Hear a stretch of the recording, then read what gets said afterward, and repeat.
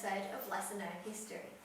My name is Isabel Schonfeld and I am going to be your host for tonight. Last week we looked at the gruesome past of Western Australia's whaling. Today we are diving into one of Australia's darkest secrets, the Maralinga bombing.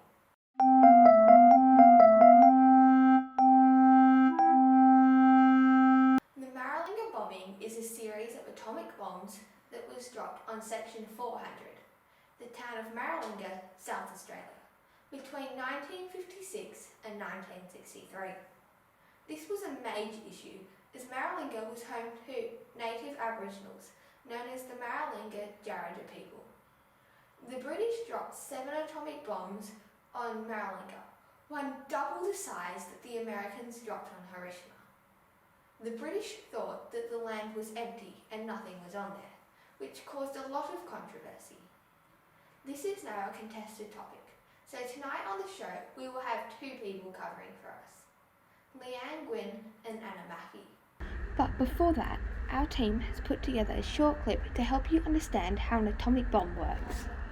Nuclear fission makes the atomic bomb explode. Nuclear fission is the splitting of an atomic nuclei. To activate a bomb, a single neutron strikes the nucleus of an atom. This atom must be an atom of radioactive material such as plutonium, which was used in the Maralinga bombings.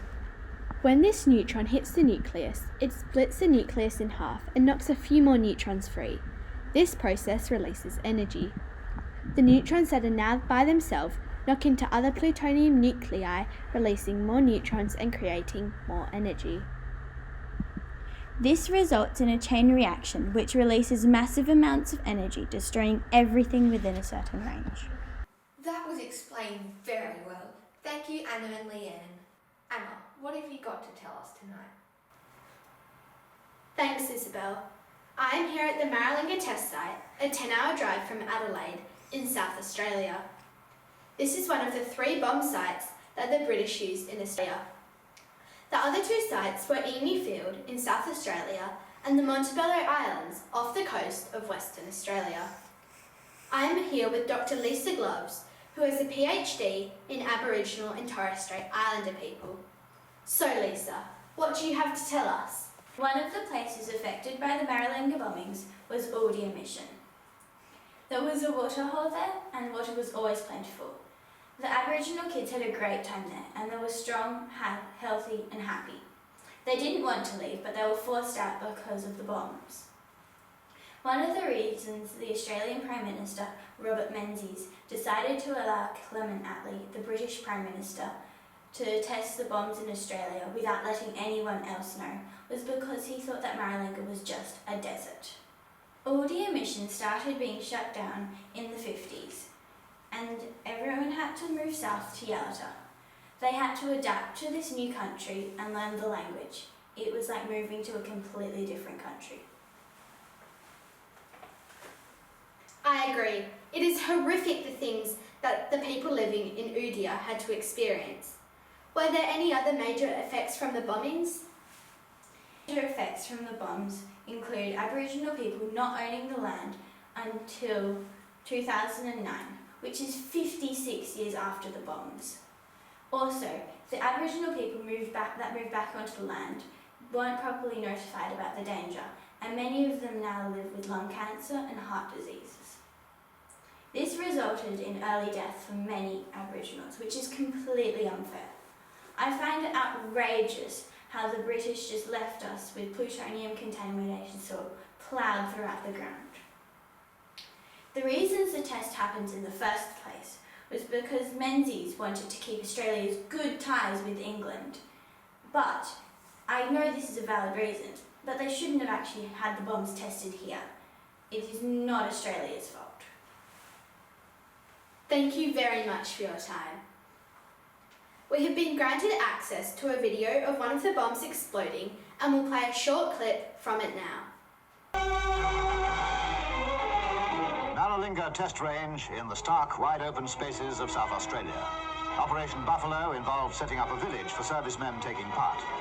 And the team of scientists was headed by Sir William Penny, seen arriving to supervise and observe the atomic explosions. tanks were one of several target response items. 25-pounders and AK guns were another. How would they stand up to the explosions at various distances? All had to be tested first, of course.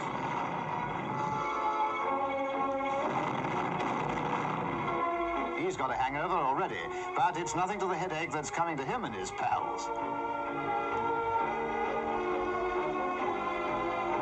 Special camera towers were built to make the film record we'll see in a moment. Quite an assignment, I should think. And for everyone present, the few seconds before each device is exploded must arouse a feeling of extreme nervous tension.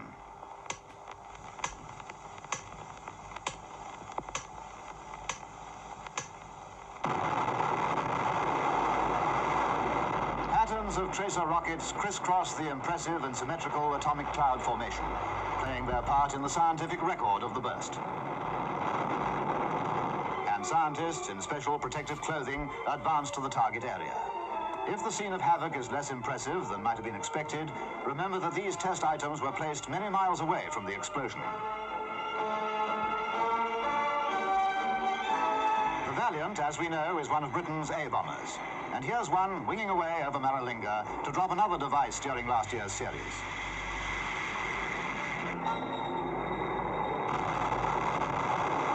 Altogether, 4 atomic blasts were carried out. The development of Britain's nuclear weapons progresses apace.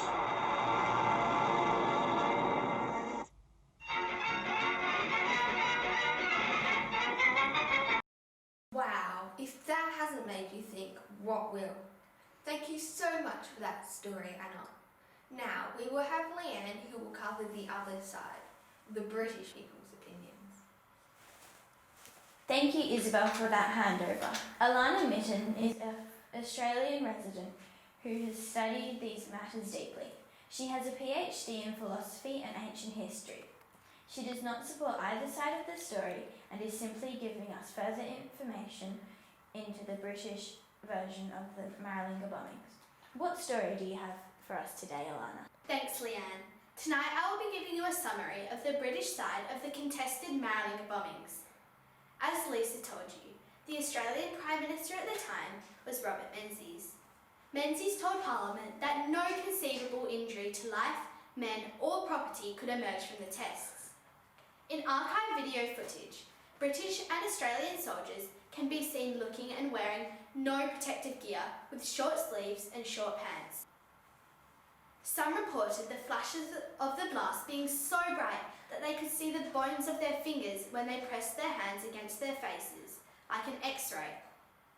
Air Force men and pilots can also be seen flying up into the radioactive cloud to collect samples of the air with little or no protective gear.